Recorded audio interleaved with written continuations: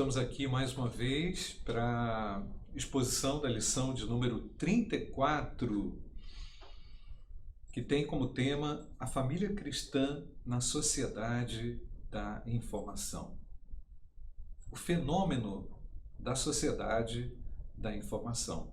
E eu já quero começar lendo um texto de Romanos, capítulo 8, verso 12 até o verso 17, que diz assim: Assim, pois, irmãos, somos devedores, não à carne, como se estivéssemos obrigados a viver segundo a carne. Porque se vocês viverem segundo a carne, caminharão para a morte. Mas se pelo Espírito mortificarem os feitos do corpo, certamente viverão. Pois todos os que são guiados pelo Espírito de Deus são filhos de Deus.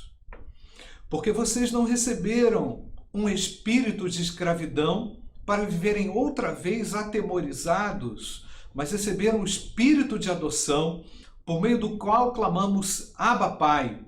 O próprio Espírito confirma ao nosso espírito que somos filhos de Deus. E se somos filhos, somos também herdeiros, herdeiros de Deus e co-herdeiros com Cristo, como se com ele sofremos, para que também com ele sejamos glorificados. E ainda mais, sabemos que temos essa liberdade da parte de Deus para podermos viver a vida em todo o potencial. Como falei lá desde a primeira lição, temos uma função de sal e luz, sal da terra e luz do mundo, não é?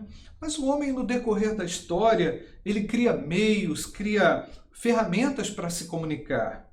A sociedade da informação é um termo criado dentro de um contexto comunicativo atual, muito atual, e ela oferece a possibilidade de ascender a tecnologias de informação e comunicações muito presentes no nosso dia a dia e que, de certa forma, também se constituem elementos e instrumentos indispensáveis à comunicação das pessoas, né? Tanto para o trabalho, lazer, família, todo mundo, me parece hoje, com acesso a essas tecnologias dentro desse contexto que expliquei da sociedade da informação. Por um outro lado, conecta-se e desconecta-se muito facilmente também das pessoas. Eu entendo que nós temos essa explosão comunicativa, somos dotados dessa capacidade comunicativa tão grande, mas vemos também, por um outro lado, esse declínio nas relações interpessoais, né? Então, nas redes sociais, não se define tanto aquilo que é certo e que é errado. Vemos um grande mar de informações, uma grande exposição também muito ampla das pessoas, das ideias, né? E é dentro desse contexto que nós, como cristãos, precisamos definir a nossa ética relacional, pois nos relacionamos, valorizamos os relacionamentos, né? Então, o cristão, de forma muito responsável, ele se encontra nesse mundo para desenvolver também a sua missão, fazendo a diferença, não é? Como luz do mundo e sal da terra. É nesse contexto que nós também observamos essa questão da superficialidade. Antes de passar para esse ponto da superficialidade, eu quero te perguntar: você tem feito bom uso da comunicação? Os meios tecnológicos que estão ao seu alcance, eles servem realmente para se aproximar das pessoas? Você tem tirado proveito disso, né? Então, entrando nesse aspecto da superficialidade, a sociedade ela vive os reflexos da informação, da inovação. Eu coloquei isso na lição, né? Das chamadas novas tecnologias, né? Elas se apresentam como um mundo novo, né? é algo até desconhecido de muita gente, o potencial dessas novas tecnologias, né? E tudo isso se torna desafiador para o cristão, porque nós precisamos de profundidade nos relacionamentos, nós precisamos também de segurança nos relacionamentos. E a gente observa que existem umas camadas etárias, umas faixas etárias completamente distantes dessa realidade e outras muito inseridas, extremamente inseridas nessa realidade, não é? Então, nós estamos vivendo essa explosão informacional, né, sem precedentes na história. Nunca tivemos uma explosão tão grande de informações, né? São informações massivas, né? E também através das redes sociais, como citei há pouco, né? Então, nós vemos também nesse contexto a incapacidade de alguns e a imaturidade também para o processamento de informações e até mesmo para o consumo dessas informações, porque nunca se viu tanta informação e tanta desinformação ao mesmo tempo, né? A consequência disso, enfatiza aqui a Giovanna Piron, eu tinha feito um estudo a respeito disso. A Giovanna Piron, ela diz o seguinte, um trabalho acadêmico que ela fez sobre a tendência da desinformação e também da superficialidade. Ela diz o seguinte, uma das consequências do excesso de informação é que, ao invés de informar, ele acaba desinformando. Por quê? As informações, elas se atualizam de uma forma muito grande. Aquilo que foi falado há 15 minutos atrás, hoje você já tem uma outra notícia. Então o indivíduo foi informado há 15 minutos atrás, ele já pode estar perfeitamente desinformado agora, em razão da explosão informacional.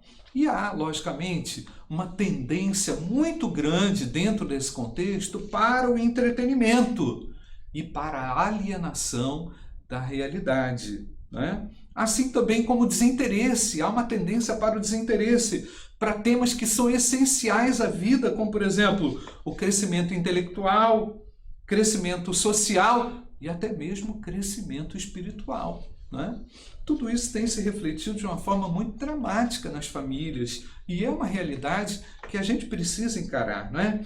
Sendo assim, esses temas superficiais, as brincadeiras, o entretenimento, né, acabam sendo o foco de muitos. Muita gente focada nisso, atingindo crianças, adolescentes, que em muitos casos de adolescentes já estão no estágio avançado já de dependência tecnológica. A dependência tecnológica também é um outro problema que precisa ser abordado e a gente precisa falar um pouquinho mais sobre isso. Ainda nessas lições eu vou voltar nesse aspecto, né? Agora, sem generalizações, observa-se também a dificuldade do convívio social, né? E da tolerância em diversas camadas etárias, né? O apóstolo Paulo já tinha ensinado em 1 Coríntios, capítulo 10, versículo 23 e 24, o seguinte: todas as coisas são lícitas, mas nem todas as coisas convêm. Todas as coisas são lícitas, mas nem todas as coisas edificam. Ninguém busque o seu próprio interesse, e sim o de seu próximo. Versículo 23 e 24, né? Então, vemos como a Bíblia já nos adverte em caráter preventivo a respeito das licitudes, daquilo que é tolerável, daquilo que não é tolerável, daquilo que não pode fazer parte definitivamente da nossa vida, né? Então, é muito importante a gente destacar aqui, gente, que aquilo que não é edificante para mim e nem para o meu próximo tem que ser foco da minha vida. O cristão, ele não pensa só nele, né? Mas também naquele com o qual ele se relaciona, né? É lógico, gente, não se vive mais sem a conectividade virtual, né? Porém, o cristão é para ser alguém relacional, né? Ele precisa ser relacional. E a ética relacional ela é muito bem definida na palavra de Deus, né? Então, o cristão deve se relacionar tanto com o mundo físico como com o mundo virtual e buscar influenciar, né? Ser influência como sal e luz, que é, desde a primeira lição, já tem falado a respeito disso, né? Então, o cristianismo parte do exemplo de Cristo, que conhecia a sociedade, conhecia as pessoas intimamente, né? Transformando a sua realidade, e ele não se alienou. Nós também não podemos nos alienar da vida, do mundo, das coisas, mas não podemos também nos deixar aprisionar pelas coisas nesse mundo, né? Jesus deu a vida e ele tudo fez por amor ao mundo, um mundo real, né? Como que você avalia? Eu quero fazer uma pergunta aqui para você agora. Como é que você avalia os seus relacionamentos interpessoais, mesmo com essa realidade que tem sido apresentada, que é uma realidade de muita conectividade, mas também de muita superficialidade? Quero avançar aqui falando um pouquinho sobre a ansiedade, que é um outro elemento real na vida de muita gente, né? Enfatiza-se então um segundo reflexo. Primeiro reflexo, a superficialidade. O segundo reflexo, que é a ansiedade e o transe imersivo. Eu estou usando esse termo aqui na lição. Transe imersivo é um termo cunhado em O Poder da Imersão do Facebook, por uma pesquisadora chamada Gabriela Giannomiano, né? Eu coloquei a referência dela aí no estudo, né? Ela afirma que, assim como um contador de histórias tem o poder para captar os seus ouvintes, o Facebook também tem a capacidade de fazê-lo. Na época era o Facebook, existem outras redes sociais hoje, né? O estudo é de 2012, né? Então, ela apresenta esse transe imersivo como uma carga de estresse e de ansiedade no indivíduo, né? Ele faz com que o indivíduo, depois de uma postagem, ele aguarde por receber retorno das suas postagens. Aliás, gente, é realmente muito ruim. Você posta lá algo que você acha tão legal e tem um like, né? Aí você fica, de repente, o cara hoje fica deprimido se isso acontecer com ele, né? Há também um artigo publicado pelo grupo de estudos sobre adições tecnológicas, né? Adicções no sentido de vícios, né? Ele afirma que a dependência tecnológica é o estádio em que o indivíduo não consegue controlar mais o próprio uso da internet, de jogos e smartphones, né? Ocasionando um sofrimento intenso. O indivíduo sofre se ele não tiver isso. Veja bem, gente. Ou então ele acaba tendo um prejuízo, se sentindo extremamente prejudicado em diversas áreas da vida, né?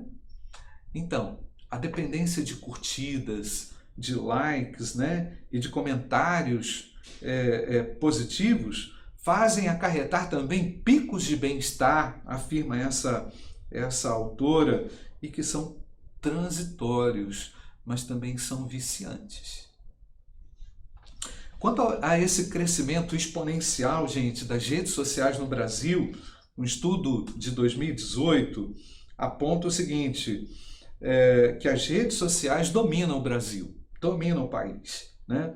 O Brasil está atrás apenas das Filipinas no ranking mundial de tempo diário em plataformas desse tipo de rede social, né?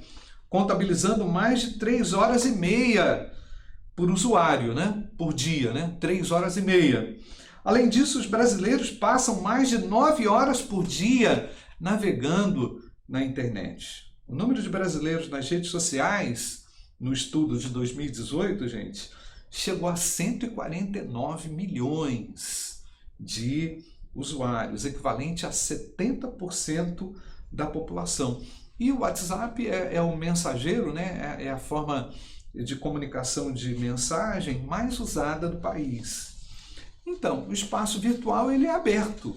Está aberto ao público, está aberto ao cristão também. Então, o cristão, por maturidade, ele deve saber lidar, não é, com aquilo que ele posta.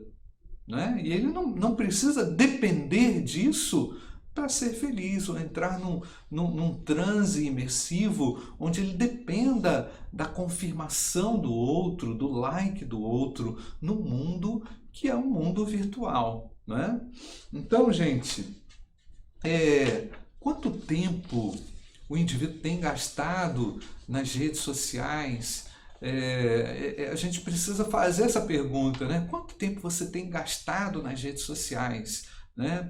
Ou, por vezes, desperdiçado. Eu sei que isso pode ser uma companhia, mas também ele pode se tornar uma forma de aprisionamento, porque Deus criou o homem de forma relacional, podemos nos relacionar pessoalmente, não é?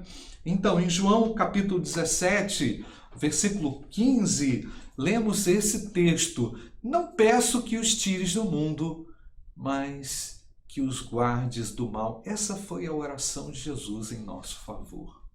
Precisamos ser guardados do mal. E aqui eu tenho uma pergunta para você. Há um mundo virtual, mas eu quero usar aqui até a frase de uma ovelha aqui da igreja, não é? A irmã Ivna, né? Há vida fora das redes sociais. Há vida fora das redes sociais. Quais medidas, eu vou perguntar a você pode tomar para se desenvolver em relacionamentos com as pessoas, sem o estresse, sem a ansiedade e a dependência que as redes sociais promovem? Vamos para as considerações finais. Na oração sacerdotal de Jesus, em João 17, 21, teremos esse texto aí, ele pediu ao Pai, a fim de que todos sejam um. E como tu, ó Pai, estás em mim e eu em ti, também eles estejam em nós, para que o mundo creia que tu me enviaste. Vemos aqui nessa passagem a necessidade de estarmos unidos e conectados no mundo real. Nós precisamos fazer esse esforço dessa interatividade olho no olho. Precisamos disso. Fomos criados para isso, né? Então, é impossível viver distante da realidade e da sociedade, da informação e das tecnologias. É verdade, mas é possível se relacionar de forma pessoal. Eu quero deixar isso bem frisado aqui. Eu frisei aqui na lição, né?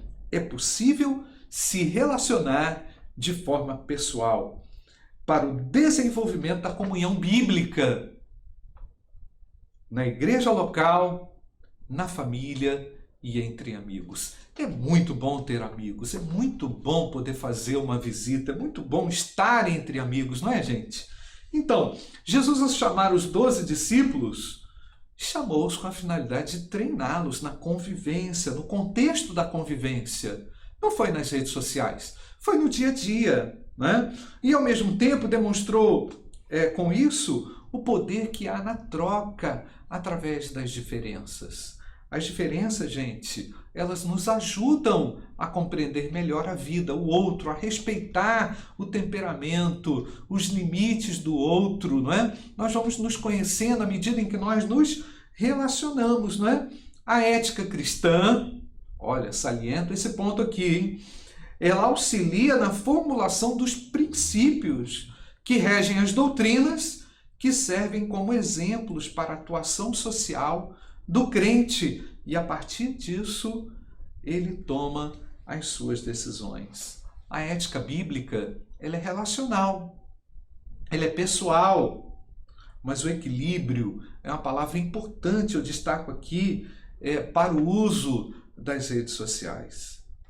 Eu não estou pedindo para você cancelar as suas redes sociais, mas eu estou pedindo que você desenvolva o equilíbrio e inclua nisso também a ética bíblica relacional, né? Então, Jesus Cristo não se excluiu do mundo real. Ele, como Deus, poderia ficar fora do mundo real, mas ele não se excluiu, não é? Ao contrário, ele se relacionou, ele conversou, ele soube tirar proveito das diferenças. O cristão também precisa saber fazer isso, né? Então, não se das redes sociais, mas também não se aprisione a elas, né? Então, entendemos que Deus pode nos dotou de estratégias e Ele pode te dotar perfeitamente de estratégias para você conseguir ampliar a sua influência, a influência do Evangelho como sal da terra e luz do mundo, através também dessa sociedade da informação e com as tecnologias e com tudo que ela traz. Que Deus abençoe a sua vida. Obrigado por ter participado até aqui.